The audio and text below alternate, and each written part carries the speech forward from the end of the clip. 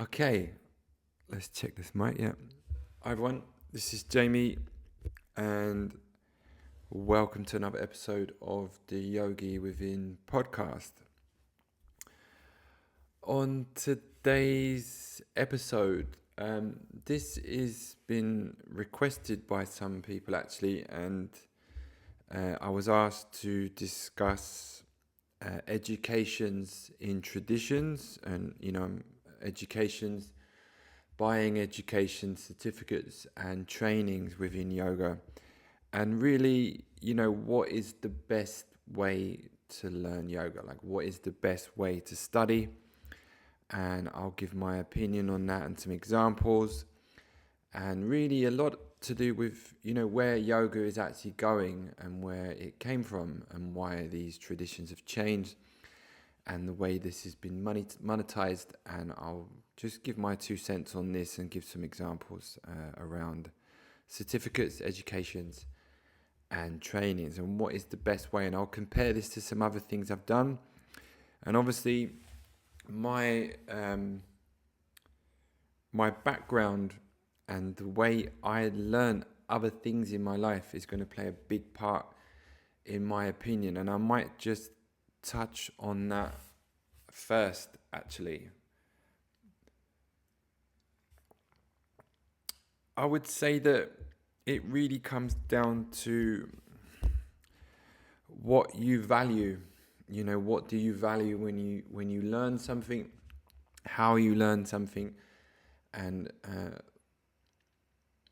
how some traditions are passed on. I would say that if you're from an academic background, and your background potentially is to go through college and university, do things like degrees, masters, bachelors, things like this, then I would say that, potentially you value institutional study and institutional methods of learning different things.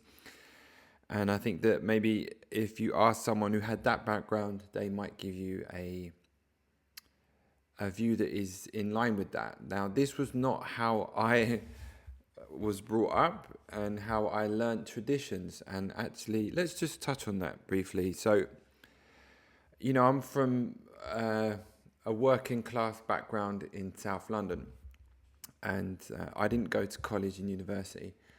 This wasn't of interest to me for many reasons. But unfortunately, I didn't go to the best school. How much do I want to say on this?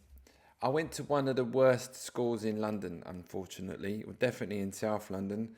I think it was voted the worst school a few years in a row. I can't remember now. I think it's probably, I'm sure it's closed down now. But this didn't really give me the best introduction to academia. It's not because I wasn't bright or smart, but just the education system back then and in this particular school was not very enticing. And I was very keen to leave school and not continue institutional education from that. I did have a few very good teachers, and I think this is a shout out really to teachers who do teach in inner city schools. It's a tough job, and the good teachers make a big difference. I'm very grateful. There was a few teachers who saw potential in a few of us and tried to kind of get us out of that area, I think, really, and try to instill in us that there was other things available. So I think those teachers have a massive impact, actually. And this could be the theme of this podcast, actually, is that it really comes down to intention and care. Yeah, those teachers cared. Yeah, I'm thinking of one or two in particular who went above and beyond what they were being paid, which I'm sure wasn't very much, to help us. They saw a few of us and they tried their best to educate us beyond what they were paid to do. And I think that when a teacher cares and they care about your progress and they care about you as a person, this is the best way to learn something, and it's the best type of relationship where there's an exchange that goes on that is beyond money. And now I've been quite fortunate to have learnt some very good traditions that way, where it was more important to pass on those traditions and to share that in a good way than it was to make money or some other intention that we might say doesn't really have so much value for the student. I'll go into that a little bit later, but let's just keep that idea of care. Yeah, this is an important thing to understand, and I think those teachers I had back in the day in that school, they really cared and they tried to show us some alternatives than what was in our surroundings. I was quite fortunate as a young man from that. One of my uncles actually was a professor of art at a university in England, and he used to come and take me out on the weekends to all of the art galleries in London and explain the pictures to me and things like that. And again, I was quite fortunate to have some people in my life when I was young who tried to instill into me that there was alternatives, other ways of living, and tried to instill other cultural views that might not be so prevalent in inner city South London. But I digress. So let's start with what is it to study yoga? Now, again, there's different ways to go about this. Some people are academic by nature, and they really enjoy the actual study of yoga in terms of its history, potentially its language, potentially Sanskrit, and really studying like the origins, how yoga has branched out, where it came from. There's many people I've met over the years who study Buddhism, for example, who love studying, the academic side of Buddhism, for example, potentially even artwork, drawings, paintings, and the cultural history of yoga. And I think that these have immense value. And I think that that's one aspect of learning yogic practices, is the academic side. Now, I've done my own study in my own way over the years, but I would say that the best way to learn yoga, from my perspective, for me, it's a doing practice. Meditation, asana, yogic practices, these are doing practices. So for me, what was important for me was to find the right person to learn these practices from. So for me, this was like the most important thing about studying yoga, was that I found the right person that I was in line with to learn these traditions, because I very much saw it as a tradition. Now, when we first start coming into yoga, I think we like to explore different things, and we have to kind of find out which sort of flavor suits us. There's so many different styles at the moment. I'll get into that a little bit later.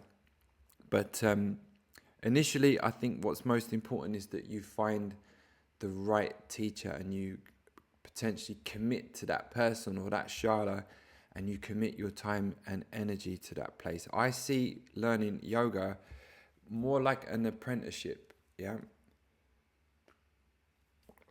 When I left school, I did an apprenticeship, you could say. I had a successful career as an engineer, and I started off at the bottom. So when I left school at 16, I was quite used to work. I had lots of jobs as a boy. My father was quite keen on teaching us the value of money. I used to have a job on a flower store, on a market, selling flowers. I used to collect scrap metal and take that down the breaker's yard, which was quite common back in the day. I'm not sure if people do that anymore.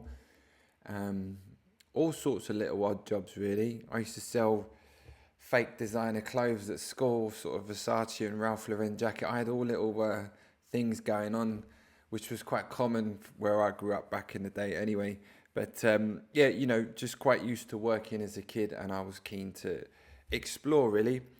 And I started off really as like an apprenticeship as an engineer, and just worked my way up, mostly self-taught and just learning on the job. So for me, this was kind of normal, that you kind of have an apprenticeship in something that you want to study, and you work underneath someone, and you just gain insights and you gain techniques and skills by working with other people and learning as you go. So for me, this was normal. And this was very, normal back in the day, and even more so in my father's generation, for example, where apprenticeships, were the norm. That was a normal way of kind of learning jobs rather than getting a degree and going down that road, which I would say is more prevalent these days. For example, where I live in Norway, I would say that Norway is very much instills that, I would say, in its culture, to obtain degrees and certifications in studies that you have. I'm not sure how prevalent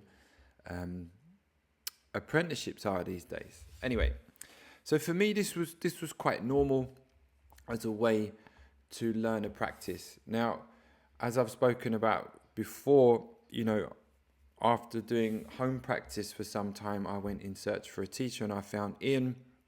And, this for me felt like a very traditional way to learn a tradition, was to go and spend time with a teacher and invest your energy in daily practice. To me, again, these are doing practices. I've always thought of yoga and meditation as doing practices. You can read about things, you can study things, but ultimately you're going to get the most from committing to some kind of daily ritualized practice. That is always what I'm going to advocate, because that's what I have obtained the most from. And again, this largely comes down to how we learn different traditions. As I've spoken about on previous episodes around martial arts that I've done, this was the same.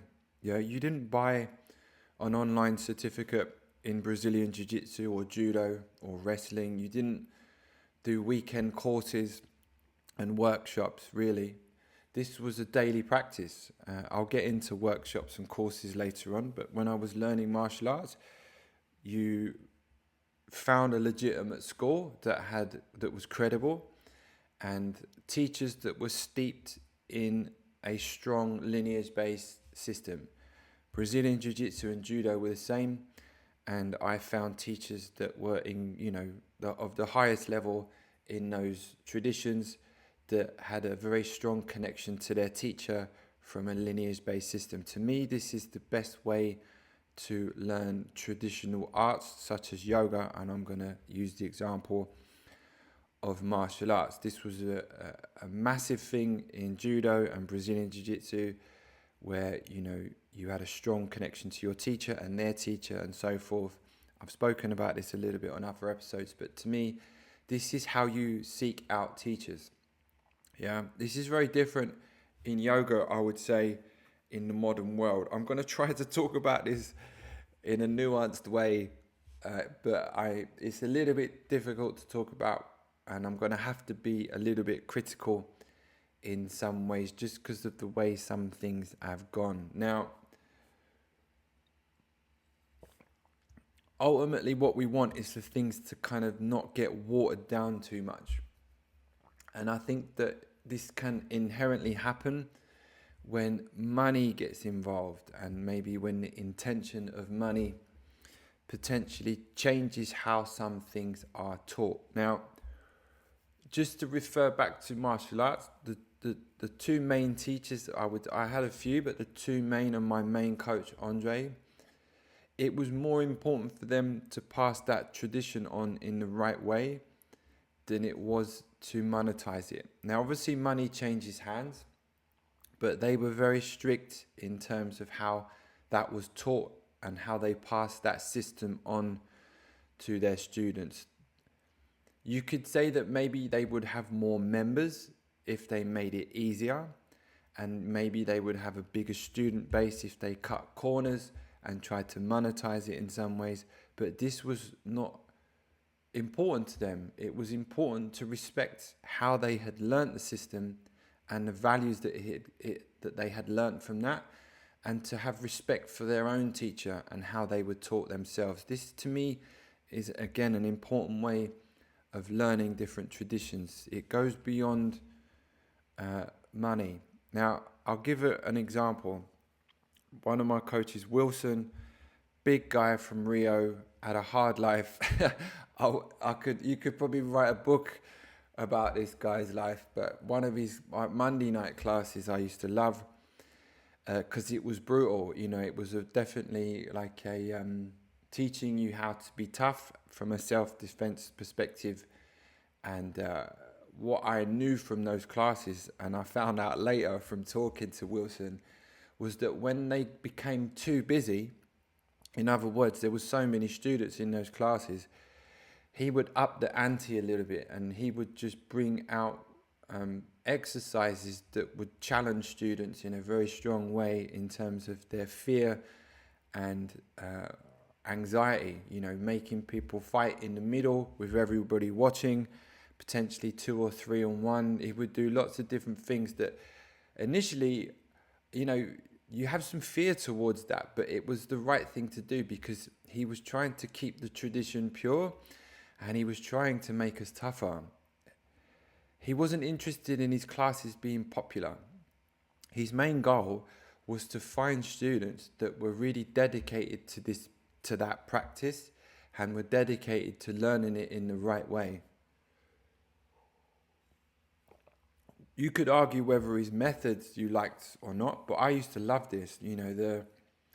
There was a fear a little bit of coming to that class on Monday nights that I used to love.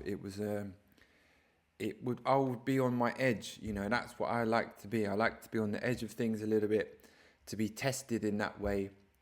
And I knew that his intention was good, even though it was a bit scary. I think it was the right way to teach people how to fight and to be tough in a controlled environment. And I think that really what he was doing was trying to see who were really dedicated and could kind of raise their game a little bit. And I think that this is obviously different to yoga, but I think what I'm trying to put over on this podcast is that people who care about the tradition that they learnt and they care about their students' progress and they care about the culture of the system that they've learnt, it's more important to keep to the tradition than it is to make money.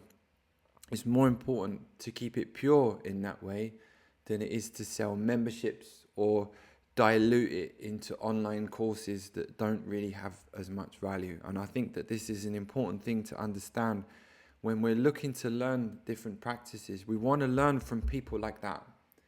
You want to learn yoga and martial arts, for example, from people that are extremely passionate about what they do. They've dedicated their lives to what they do. My coaches at my old gym dedicated their whole lives to teaching these traditions, in the fullest way you could think of.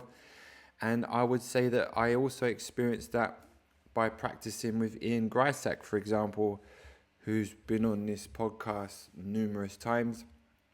He lives that way, I've always been drawn to learning practices and traditions from people like this. Now, why is this important? Because it's the intention,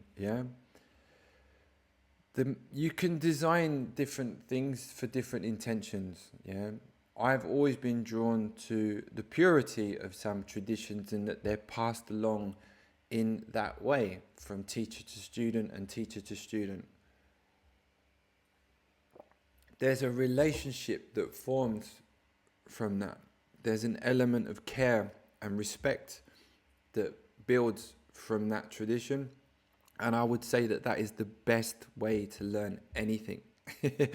Not necessarily yoga, judo or Brazilian jiu-jitsu or boxing or whatever it is that you're learning, but there's a relationship that happens because there is so much care taken of passing on the tradition in the correct way. And I would say to students out there, look for teachers like that. I was lucky that I did this for so long before I came to yoga, that I understood this prior to coming to yoga.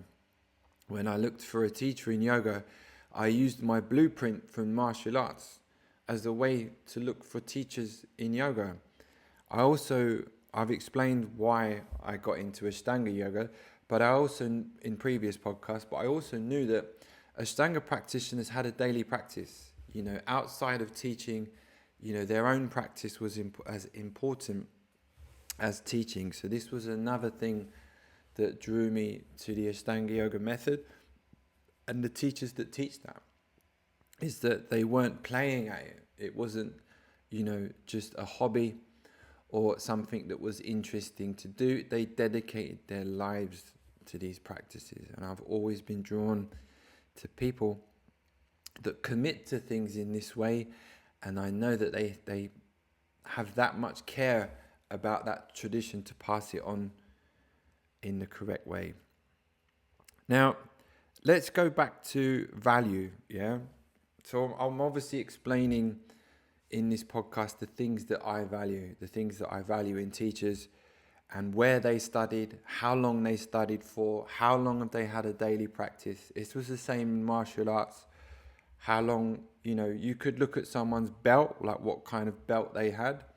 That doesn't really necessarily mean so much in martial arts, even though externally you might think a black belt is the highest level, and you could argue that's true, but actually it's much more nuanced than that. And actually what we're really looking for is someone's lineage, where they learned that system from and how long they've been practicing. This is an important thing to understand in terms of someone's competency. Whether they're a good teacher or not, whether they can convey that to students and articulate that in a good way is very dependent on each individual teacher. Yeah. Again, it's what do we value? Just because someone has a black belt in a martial art, it doesn't mean that they're a good teacher. The belt system in martial arts is really just an indication of, time served potentially and where they are within that system. But belts are very subjective in some ways, depending on where you got your black belt or your whichever belt you've got, how long you've practiced. Are you a competitor? Do you compete in the sport that you do, or are you a hobbyist? There's lots of variations that will change the proficiency of a student. Just because someone has a belt doesn't mean that they're necessarily good at what they do, or they've actually got that from a legitimate place. As I've spoke about on previous episodes, there's lots of fake black belts out there who's received their belt from an illegitimate school that is really just giving out belts as a way to make money. And this will make sense a little bit later when we refer this to yoga. For example, you could have a black belt in Brazilian Jiu-Jitsu, for example, who's been practicing for 10 or 15 years at a legitimate club, and he's a legit black belt. He has a lot of knowledge. He has a lot of experience. But he might be being submitted by, and dominated by a 20-year-old blue belt who's been practicing since they were a kid, which is a lower grade belt in Brazilian Jiu-Jitsu, but is super athletic and is a competitor.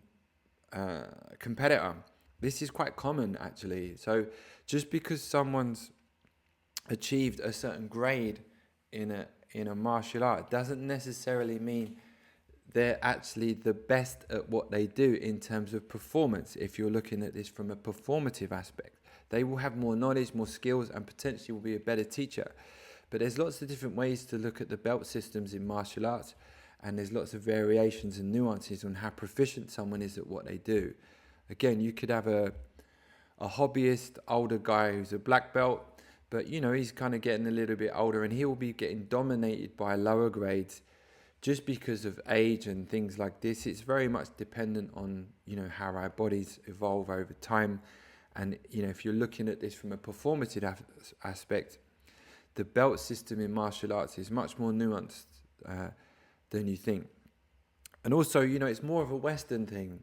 Back in the day in Japan, as I understood it, putting a belt around your waist was literally that. It was a way to tie your gi or your kimono, and there weren't really different colors. This was, as I understand it, came in for Westerners as a way to measure. We very much like to do this in the West. Yeah, we like to measure and, have goals to achieve, get to the next belt, stripes on the belt, get certain certificates. We like to kind of measure ourselves and as a way to kind of prove our ability.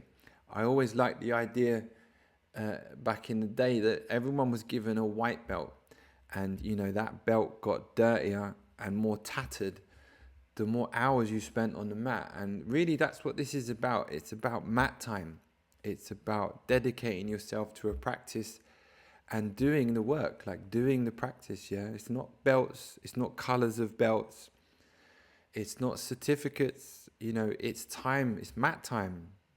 There's a kind of 10,000 hour rule roughly in most movement modalities to become an expert. This is obviously nuanced. I'm just using this as an example of how someone masters something. How you become proficient at something is by doing it a lot. Yeah, mat time, daily practice. These are the things that I'm going to advocate for. Not necessarily, again, colors of belts, stripes on belts, or certificates. Yeah, it again depends what you value. Yeah, really what will show on is what you show on the mat, not what color your belt is or what certificates you've got. It's how often you've practiced, who you practice with, and how you learn a tradition that's going to give you the most and will show the most in your actual practices. Yeah. Now it's quite common in yoga to meet people who don't really have a daily practice. They tend to float around and do workshops and retreats and don't really practice that often. And I'm not criticizing that. That some people enjoy that, and that's a way to practice yoga and find different teachers to deepen your knowledge. And I think that adds some value in some ways, but this will never deepen your practice like a daily practice will. Yeah, they have their benefits. Retreats, workshops have their benefits, but to be honest, committing to a teacher and a space and practicing daily is what's going to give you the most benefit. It was the same in martial arts. It's the same in yoga. And actually, this was discouraged in martial arts for the same reasons. If you go around to different schools learning from different teachers, mostly what would happen is practitioners' practice would get very muddled and confusing because they're getting too many different inputs from too many different teachers, and their martial arts practice, I would say, suffers for that. Because what happens is in a space, a community builds, and there's a cohesiveness that happens within a shala or a studio and a practice room where everybody builds each other up. This is something I witness daily in my Mysore room, is that everyone brings that energy into the room with the teacher there, and that energy lifts everybody else. Yeah, if you're just going around practicing in different rooms with different teachers, in my experience, your practice will not develop as quickly, and it will actually potentially cause more problems than it will to progress your practice, because I believe you could be getting too many different inputs from doing too many different people.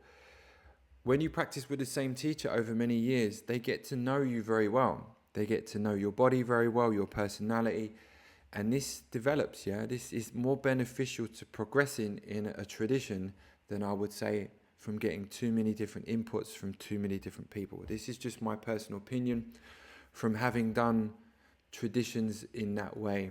And, when your coach or your teacher sees you so often like that, it has more benefit.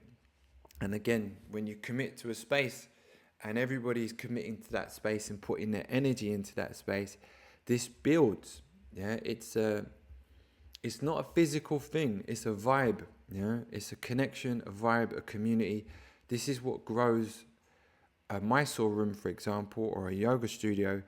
This is also what grew my Brazilian Jiu-Jitsu practice and my judo practices and wrestling, was all of your teammates lifting each other up, and you create a strong bond and a strong community with those people. This to me is what learning a tradition and yoga should really be about. This to me has the most benefit for students and teachers, but it might not necessarily be the most financially beneficial.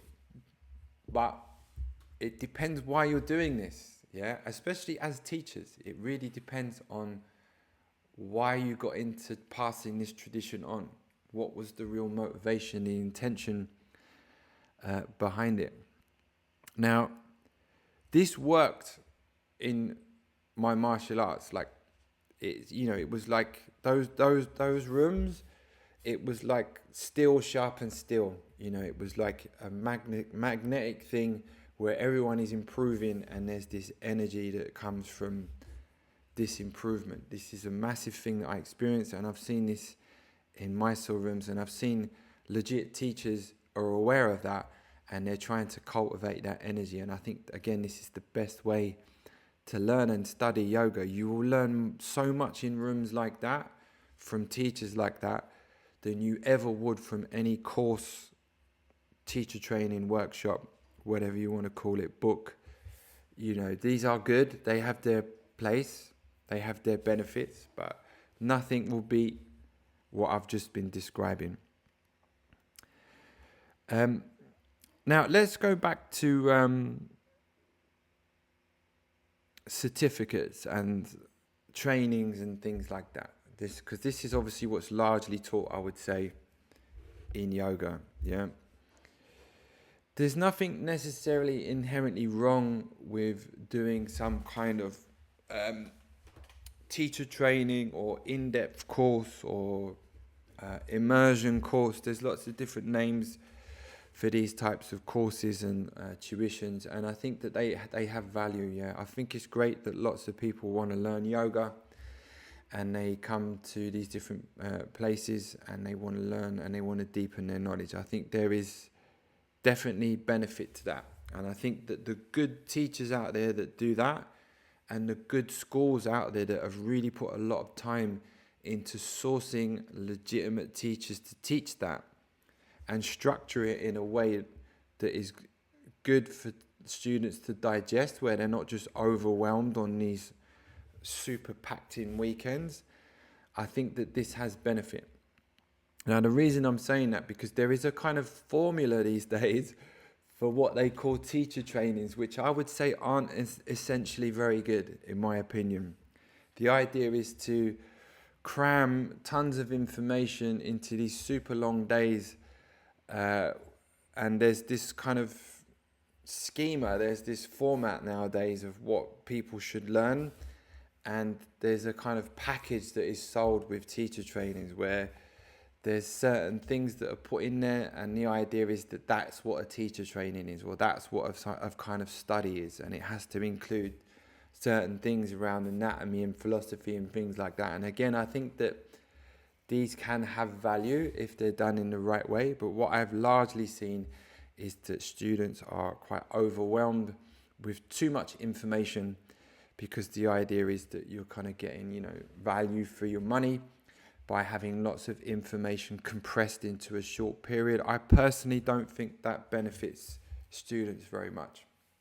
I think that the best things are learnt slowly over time, and I think that the modern style of these trainings are flawed a little bit in that way, in my own personal opinion. I think that dropping and drip feeding information over a period is much more beneficial for the student, and I think that having a longer, intentional, structured course, in my opinion, has more benefits for the students. But we live in a day and age where everything's kind of ultra compressed and quick, and everyone wants kind of quick compressed information with a shorter intention span. So I think things have changed a bit that way, where people try to compress things into a small space. This is just my opinion on learning yoga and learning different practices. I think that it's just the times we live in a little bit, and I think that's the way things are getting packaged a little bit these days. But, these 50 hours, 200 hours, 300, there's lots of these different formats for what they call teacher trainings and things like that. And I'm just going to be really straight and honest on this podcast about these things. There are some very good ones.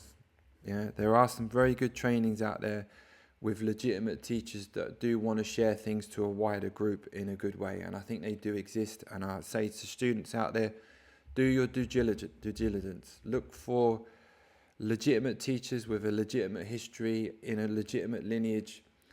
And, do your research on the people that you're putting your energy into and buying these courses from. And the reason I say it is because there is a lot of shit out there. Yeah. Unfortunately, yoga is one of the most watered down things I've ever come across in some ways. And it's just the nature of it is just that it's popular. Now, it's great that it's popular. It's cool that lots of people want to learn yoga, yeah? But that inherently makes it more susceptible to being watered down. And what I've seen within the yoga space, more than anything I've ever done, is a not fraudulent, but I would say the majority of these kinds of trainings and certification things that are being sold are pretty shit. Yeah, they're pretty shit, to be honest. They're largely being taught by people that don't really know what they're doing. And I believe that it's largely a business plan. Yeah, I've actually met people like this who are really entrepreneurs in their own world, and they've realized that they can make money in yoga because there's lots of money to be made in the yoga world. They hire some teachers who generally don't have a lot of experience, and they create these structured courses based on this kind of format, and they just pump them out. It's a bit of a meal for turning out certificates so that people can call themselves yoga teachers. And I think that this is sad. There isn't any real tradition being passed on with any real insight and care about the students' progression. It's literally just a way to sell certificates, and that is really very common. Yeah, I've been around it. I've seen it, unfortunately, and it's a bit crazy to witness it. That there's so many kind of, again, not fraudulent, but just really low skilled people in the yoga world churning out certificates that are largely run by entrepreneurs that are very good at sales and marketing. You know, they make nice websites and they appeal to certain demographics, and you know, people want to do these courses. I'm not saying they don't get some enjoyment from it and they don't get some benefit from it, but think about what yoga largely was. Maybe even just 20 or 30 years ago, this has become a very watered down way to make money, and I think a lot of it is really, the intention is that. Now, if you think I'm being too critical, I think that's okay, but just think about it. What's the intention behind these things? Yeah, is it a care, an interest in your progression? Is it a way to pass on something legitimate? Is it coming from someone who has a legitimate lineage-based practice, daily practice, someone who's dedicated their life to studying something? These are the people we want to learn from, and we want to learn these traditions from. There's a joke. This is a bit of a joke I've had with some teachers before, Ashtanga teachers. You know, it's quite common. Someone might go to Rishikesh in India and do a teacher training, and the person hosting that teacher training literally just finished doing the teacher training themselves. Now, this sounds like a joke, yeah, but this is extremely common. I've witnessed this. I've seen this. It's just the way things are. And I think I'm saying this just to highlight to people that you have to be very mindful of where and how you learn things. And are you learning a tradition from a legitimate teacher and a legitimate school, or are you learning something from a certificate puppy mill, basically? You know, what are you being taught? What's the source? What kind of information are these people passing on? Is it just a way to give people a certificate so that they can teach, you know, basically stretching to music, which is again what I would say yoga has largely become. There's nothing wrong with it in essence. Like I said, yoga is a very broad umbrella these days. It's a very broad spectrum of movement and breathing practices, but I would say it's largely become almost a fitness industry where, you know, gyms, gymnasiums, it's kind of moved into that bracket now where it isn't necessarily a tradition in that way that's being passed on. It's stretching to music. Yeah, I'm just being straight talking about this on this podcast, and there's nothing wrong with that in a way. If you go to a studio, practitioners they enjoy being in a calm space, moving, feeling their body get stronger and looser and feeling calm. There's nothing inherently wrong with that. But really, what are these practices becoming? I'm saying this to highlight that I think yoga is changing a lot, and it's changed a lot. It's definitely moved for some years now into a space of fitness, the fitness industry, which is why I think these certificates are getting pushed out so much like they are, because you're basically training personal trainers in a way, or people who do fitness classes. It's moved into that bracket, and if you go to lots of yoga studios, you'll actually see that. You'll see that it's moved into that sphere where it's not around passing on a legitimate tradition, it's teaching some kind of fitness orientated movement class. Again, there's space for that. I'm just highlighting the difference for practitioners. What do you want to learn? What is it you're learning? Why did you get into yoga? And what is it you want to learn? And what is it potentially you might want to teach at some stage? These are very different things. This has happened in martial arts.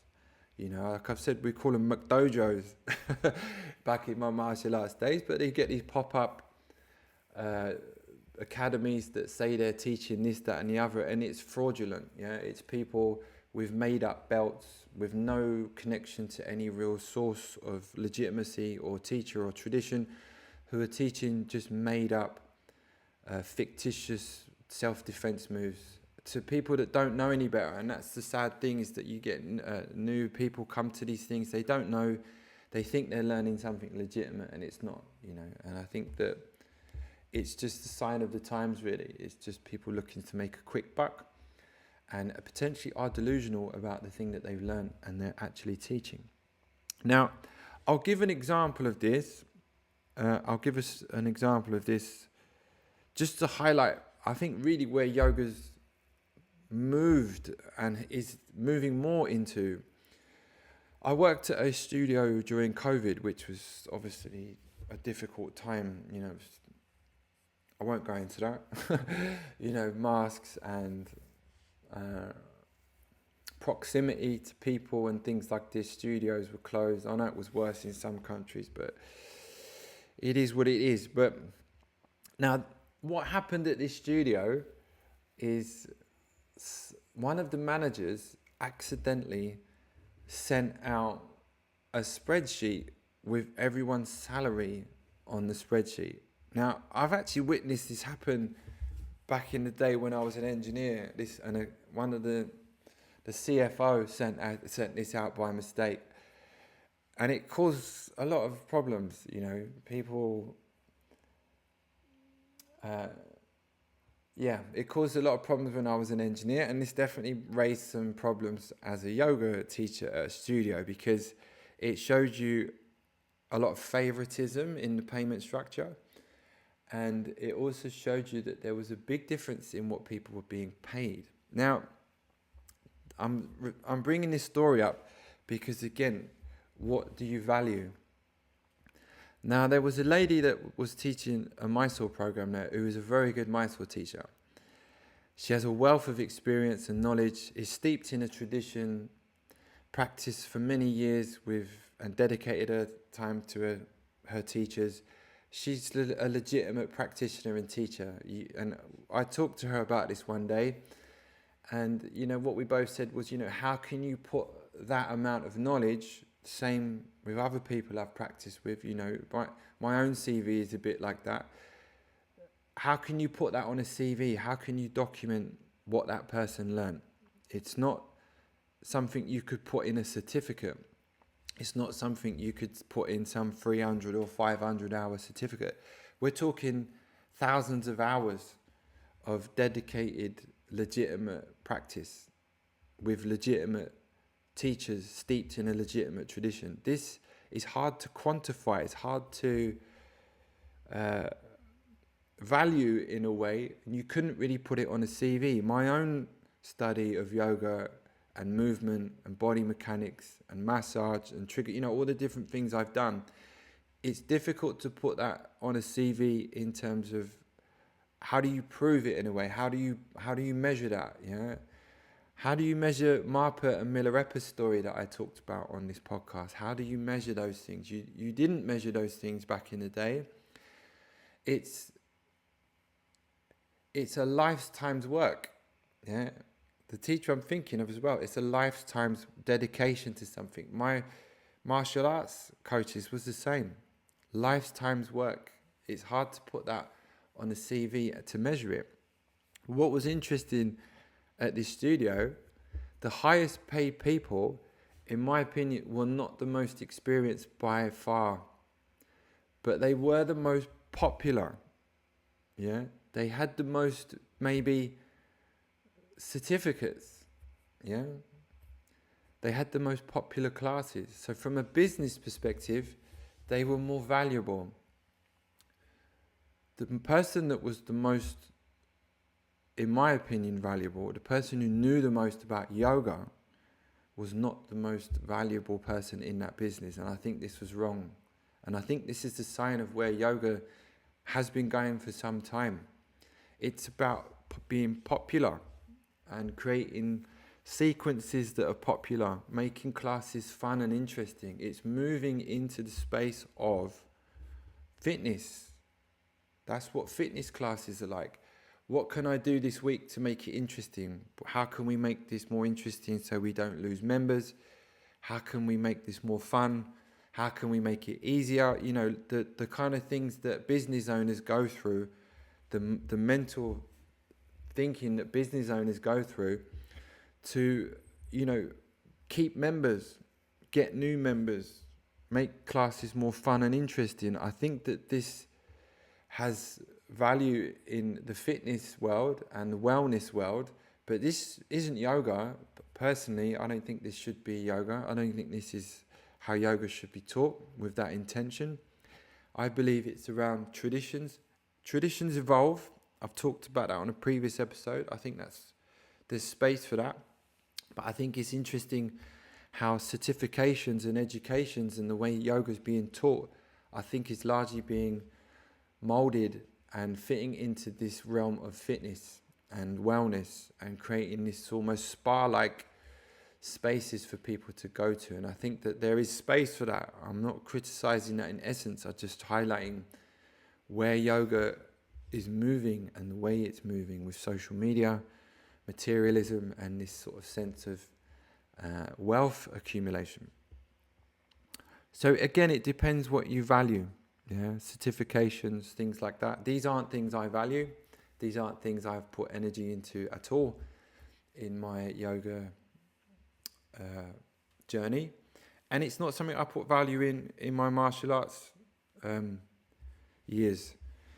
I never bothered getting graded in judo because I didn't really see much value in a judo black belt. And Brazilian jiu-jitsu in the beginning, I definitely cared about the belts and progressing in that way. But over time, you know, I would say my coaching got through to me and was to forget about the belts, forget about being graded, just prove you just have you know how good you are by the way you are on the mat. Yeah, that's the real measurement of your practice. Yeah, the real measurement of my martial arts practice was how I did in competitions, how I was inspiring night after night on the mat. My yoga practice isn't measured in that way, but it's mat time. It's the same. It's a dedication to a tradition and a practice and doing it often, daily. Yeah, study, my own study. You know, finding teachers to deepen that study. I've never been interested in a certificate to prove that. To me, this never had any value. But again, from a CV perspective, it's how do you quantify that? And I think people do certificates these days as a way to prove what they've studied, and maybe that gets them a job at a yoga studio. I understand that there are these measurement tools out there, but in my opinion, these aren't an indication of the depth of someone's practice. So if you want to learn yoga, I think I'm highlighting, what I believe to be the best way to study yoga. That isn't about certificates. And this is not to say that, you know, doing an online tuition and study with a legitimate teacher in school is a good thing, and you will learn a lot from those. But I think that, like I say, committing to a space and a room and generating that energy together with your school, your fellow practitioners is It beats everything. Yeah. Now, so I would say this is the difference between lineage versus certifications. Now,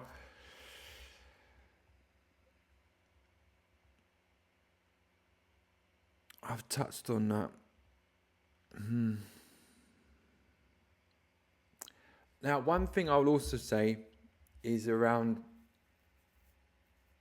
how can I word this? Like buying certificates, yeah? In martial arts, this does occur. People buy belts, unfortunately. This has happened. In, some Brazilian instructors who are a bit short on money, they might encourage a student to give them money to buy a belt. This has happened. This is discouraged immensely and frowned upon. And usually if this is found out, and this does get found out in martial arts, these people will be exposed, because it's a tradition that you want to keep pure, and you don't want people selling belts, In martial arts, we'll call that, you would say you got gringoed.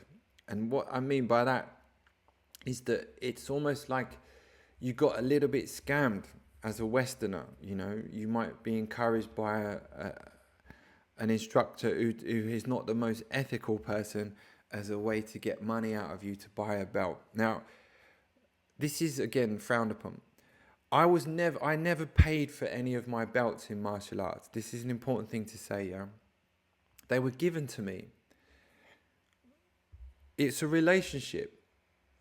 The daily practice, the commitment to a coach and a space, you build up a relationship. My belts were given to me. These were big things, when you get a different belt, especially when I remember when I got my purple belt, that was a big belt in what I was used to do.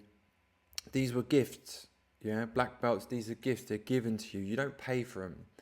What would be terrible would be to spend 9 years, 10 years practicing with a school, and at the end, or at your graduation day, you pay thousands of dollars or hundreds of dollars for your belt. This would be unethical. I think really this would be fraudulent and a grift. Yeah, to me, this is a way to cheat money out of a student. Now, if that became normalized in martial arts, it could do. I think it would be unethical, and this definitely doesn't happen. But this does happen in yoga.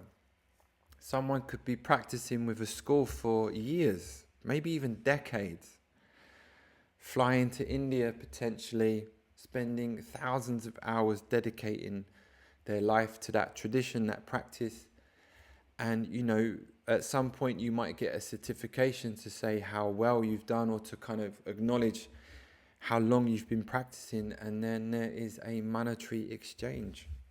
Hundreds, potentially thousands. I've heard of thousands of dollars being given to a school to buy this certificate. To me, this is unethical, and it's a grift. Yeah, this is a student who is being, what's the word?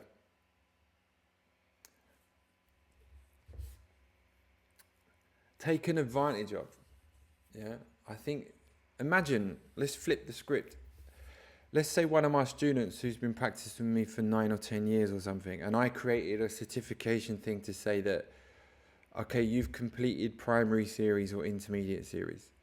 And then I said, right, okay, you've finished primary series, I can give you this certificate, and I want $4,000 for it. I couldn't imagine doing that. To me, it would be a scam. This would be a scam. And I'm kind of surprised that this has got normalized. And again, comparing it to martial arts, which has a very strong ethical lineage-based tradition, these are gifts. You've already done the work. You've committed so much of your life and time to a practice. To pay for validation at the end of it, to me, comes across as very fraudulent. And I'm saying this is because I think in yoga there is an energy, and I've witnessed this, of grifting, of grifting money out of students, and exploiting, that's the right word, exploiting students' good nature and commitment to something. Money does have to change hands, obviously. There is an exchange that happens there, but that's not the focus.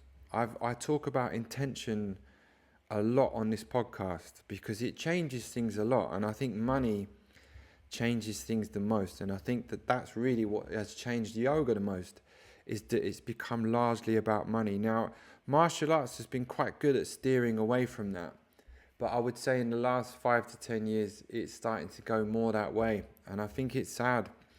People selling online courses for belts, which in martial arts is crazy, but also just watering it down in some ways to give belts faster, promotions quicker.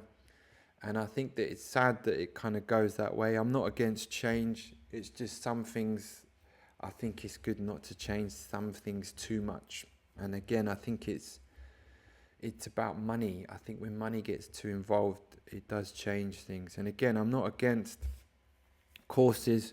And, I understand the value in some way of certifications if it highlights someone's time that they've done something. But I think really a lot of these alliances with certain certification models are really just about money and accumulating wealth. And I think rather than passing on any kind of steady tradition, and again, that's why I've never really valued those so much. But I do believe in studying with people that are legit and really know what they're talking about, and care about your progress and care about what they're teaching you.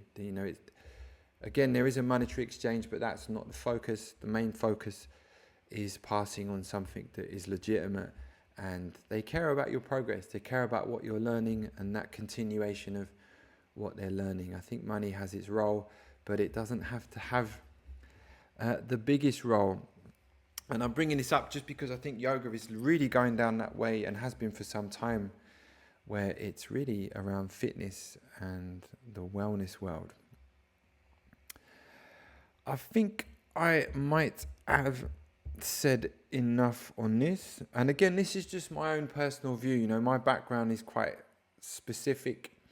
And again, I think other people from different backgrounds will give you a different view on this. But because I've done other traditions that are very similar in this way, it's interesting to compare. And I've been doing that a little bit on these last few episodes because I think it really gives a bit of a mirror on how things are taught and how things are kept pure in a way when they're passed on in the correct way. And I think that really, like I say, yoga has been watered down so much. I mean, it really is one of the most watered down things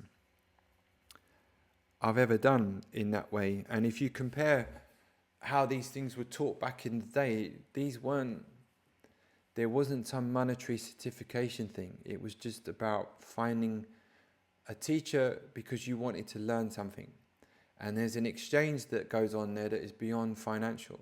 It's a connection that happens that is beyond financial. Yeah, it's not about making classes busy and popular. But I might just finish on this. But I think that's becoming harder, yeah? And I might finish with this.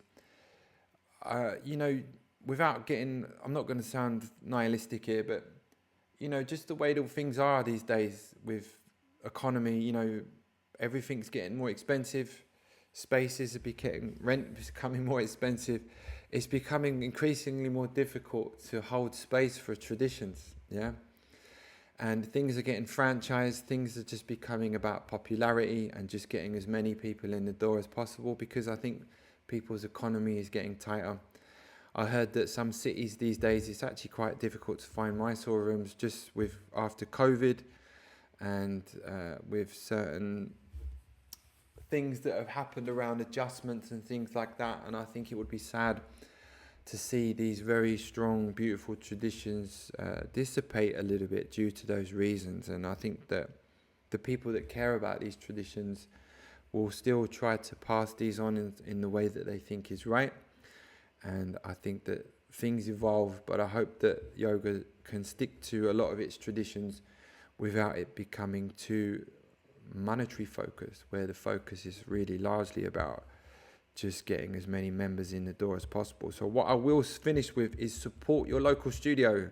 support legit traditions. Yeah, it would be sad to see these things go, and support the teachers that really have that focus, because there's a lot of them out there that really care about passing these things on in the right way, where their focus isn't so money. And you could say this about local businesses. Actually, I could say this in Oslo: try to support local businesses as much as possible, so everything just doesn't become some big franchise. Maybe I have said enough on this. Ciao.